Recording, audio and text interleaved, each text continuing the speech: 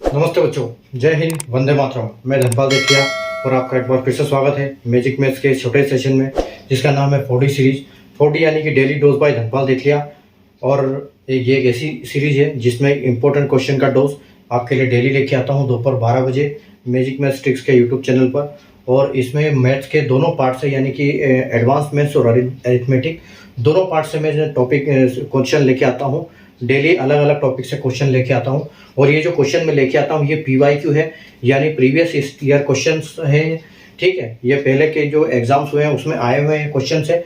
और इनके या तो ये एग्जाम या तो सेम क्वेश्चन है या फिर इनके कॉन्सेप्ट के ऊपर क्वेश्चन मैं बना के लाता हूँ। ठीक है, तो क्वेश्चन कॉन्सेप्ट इंपॉर्टेंट होता है, क्वेश्चन तो होता ही है लेकिन कॉन्सेप्ट उससे भी ज़्यादा इंपॉर्टेंट होता है।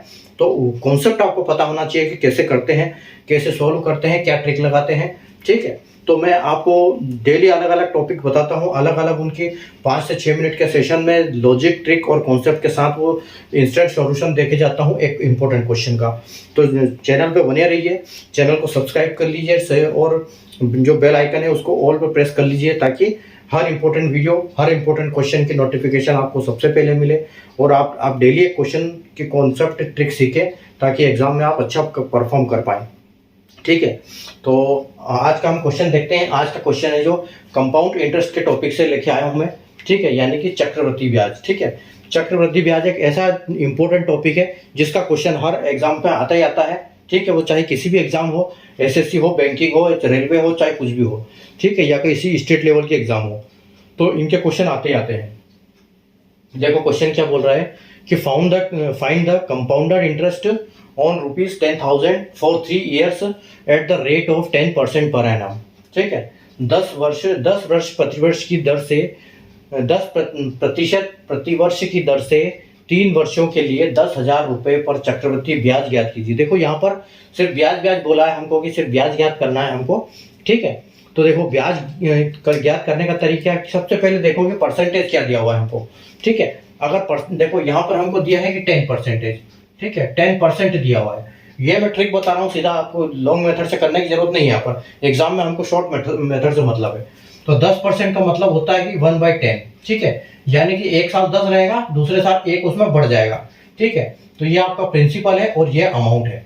ठीक है, अब यहाँ पर देखो ट्रिक क्या है, 10% दिया है, आपको कितने साल का दिया है उतनी बार इसको आपको मल्टीप्लाई करना है। ठीक है, तो प्रिंसिपल आपका क्या है और ये क्या हो जाएगा, यानी कि 10 में 1 जुड़ जाएगा तो आपका अमाउंट जो है 11 हो जाएगा। अमाउंट यानी कि मिश्र धन। ठीक है, ये आपका क्या है, प्रिंसिपल यानी मूलधन, और ये आपका है मिश्र धन, अमाउंट यानी कि मिश्र धन। ठीक है, तो देखो ये एक बार, ठीक है, 3 साल के लिए बोला है ना, तो हमको 3 बार इसको मल्टीप्लाई करना पड़ेगा।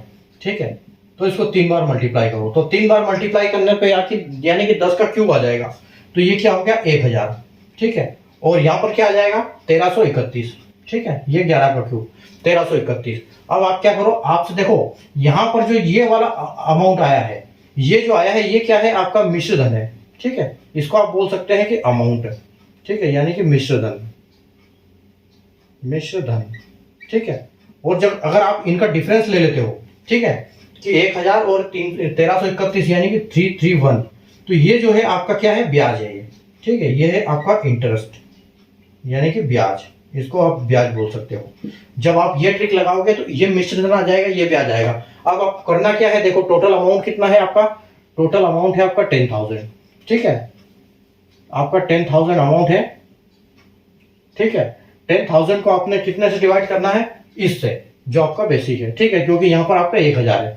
ठीक है, तो 1000 और मल्टीप्लाई किससे, अगर आपको मिश्र धन पूछा है तो आप डायरेक्ट इससे 1331 से करोगे, और आपसे अगर इंटरेस्ट ब्याज पूछा है तो आप 331 से कर दोगे।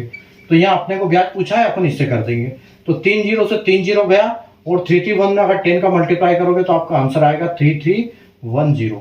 ठीक है, 3310 आपका इंटरेस्ट आएगा, ये आपका इंटरेस्ट है। ठीक है, और आप देख सकते हो कौन सा ऑप्शन है ये, ऑप्शन आपका बी। ठीक है, ऑप्शन बी आपका करेक्ट हो जाएगा, यहाँ से 3310 आपका आएगा। ठीक है, जब भी कंपाउंड इंटरेस्ट पूछता है आपसे 3 साल के लिए कौन सा परसेंटेज, सबसे पहले परसेंटेज देखो, परसेंटेज को फ्रैक्शन में कन्वर्ट करो। ठीक है, तो यहाँ प्रिंसिपल आ जाएगा, यहाँ अमाउंट आ जाएगा, रेशियो बन गया है। ठीक है, ये प्रिंसिपल और अमाउंट का रेशियो है। तो 10 से 11, 10 से 11, 10 से 11 3 साल के लिए, यानी कि ये पहला साल, ये दूसरा साल और ये तीसरा साल।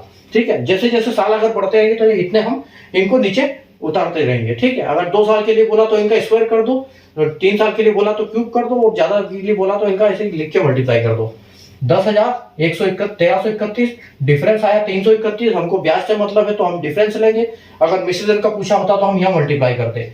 1000 हम अमाउंट से लेंगे, 10,000 वहां से लेंगे क्वेश्चन से, टोटल प्रिंसिपल, और यहाँ पर आएगा ये आपका ये वाला प्रिंसिपल का ये क्यूब, ठीक है, यानी कि आंसर आया मल्टीप्लाई।